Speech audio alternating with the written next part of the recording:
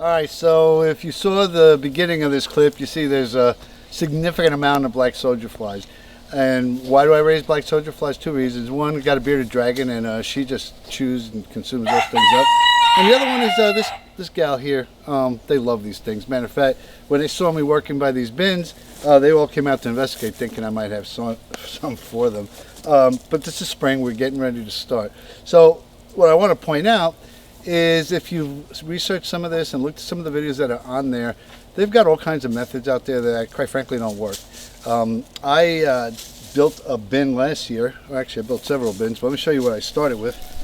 So following the standard set of instructions, where you put PVC pipe in and you angle it up and you connect it. I even went as far as flattening one of these, putting some heat on and flattening it, and it seemed to work. I was quite happy, and I got my first batch. You can see what that looked like here. I don't know, there's 20, 30 of them at best. What I came to the conclusion was that these things actually will crawl out the side. They'll go straight up. I'll show you.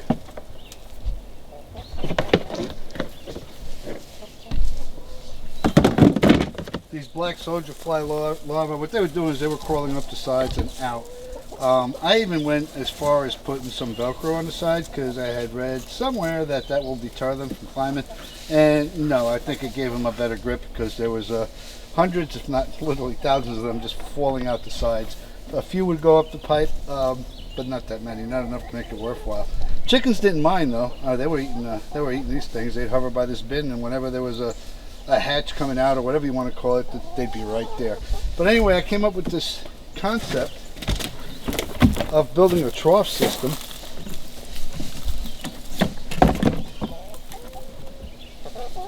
And the whole idea behind this trough system is to give them some place to go when they're falling out. And what was happening is they would come in here. Now we would still lose some. They're tenacious. Come out through here and then come out this. I didn't even bother putting a little connector on it. They just would fall into the water, and there'd be a ton of them there. So I'd give some to the chickens, some to the bearded dragon, store some, give some away. But putting this together was fairly easy. We ran this through a table saw, cut about a third of it off, and then connected the pieces into these right angles, and literally just screwed the right angles in, just with self-tapping screws, and that holds it all together. None of it is glued. I do have this drain in the back, and that allows it to drain. Why I put a valve on it beats me. I have no idea why I would even want to turn that off, but why not?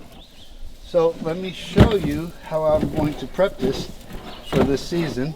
We are kind of almost halfway into April. I probably should have started this already, but I'm going to go ahead and prep this, and I'll show you how. So I've got some Coco Noir mixed up. This is from last year, and I'm going to dump this in here.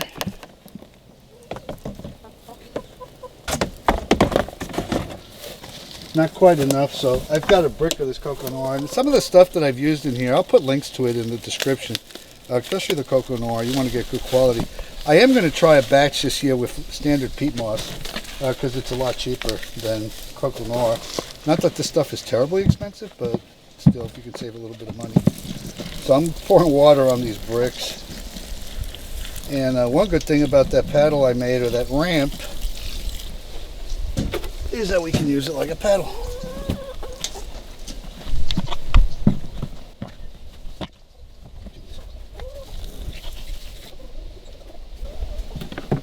Yeah, I did build a custom drain for it and put a screen on it. That was kind of a pain in the rear. I might have a video. If I do, if I can find it, I'll put it up there, or put something in the comments about how to build one of these drains, and then I'll look for it really hard.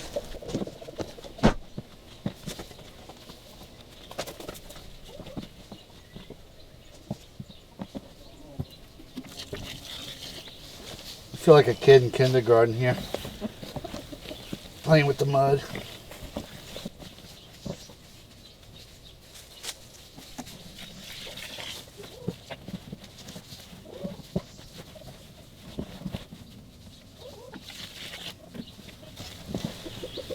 So I'm going to stop right here. You want to get it wet, but you don't want it overly saturated. not good for them, but you do want it damp. So I think we got a good start here. Now, the fun part. I've been saving coffee grounds, leftover stuff, cat food, and we're going to put it in there because the coffee grounds actually is a great starter for them. Now to attract, and yeah, we use Cafe Bustelo for the espresso.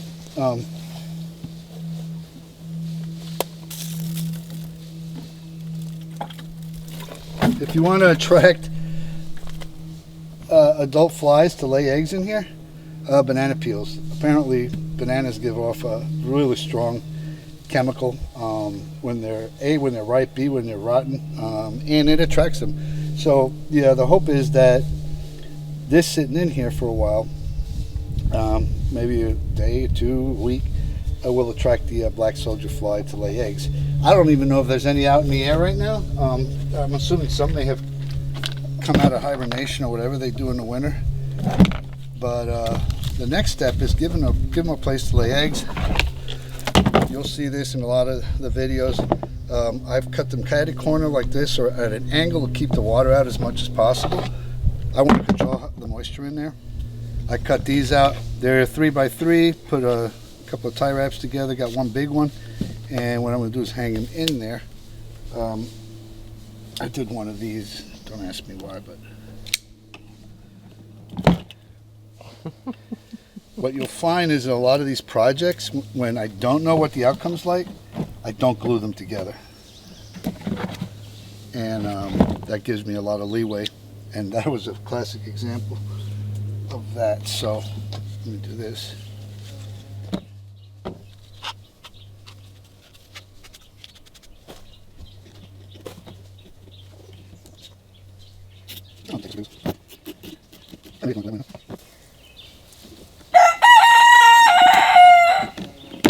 I have an opinion from the peanut gallery over there.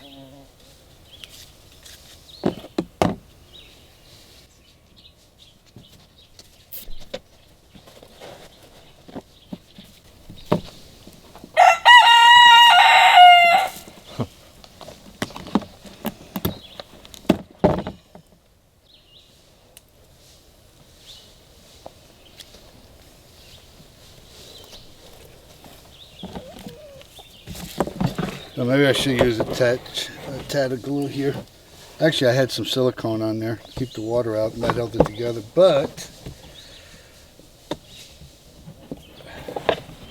what we'll do, place this in here. Just got bait to get them started. Now, one of the things you can do, you can order some larvae, and a lot of the feed manufacturers, especially for lizards and reptiles, will sell the black soldier fly larvae.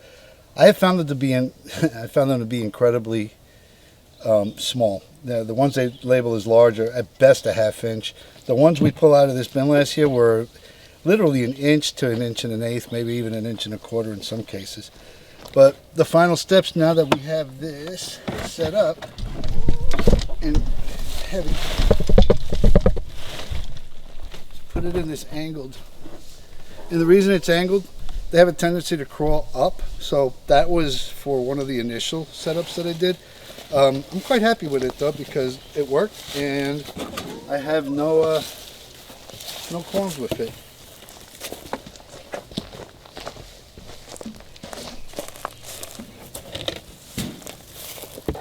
And as it turns out, it holds everything neatly.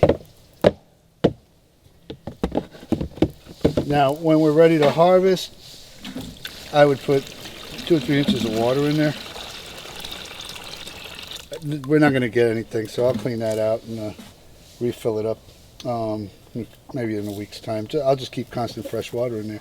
But that's it. So this should result in us getting some decent sized black soldier fly larvae for the chickens and for the bearded dragon.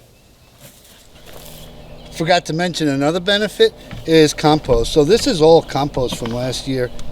So aside from feeding the chickens and the lizards and any other reptiles you have, you get great compost out of it. I mean, this is really nature's garbage disposal and gives you a lot of good payback. Anyway, we're done here, but before I go, let me introduce you to Buck Buck. His original name was Capitaine Jean-Paul Duplantier, because I swear that looks like a medieval French uniform.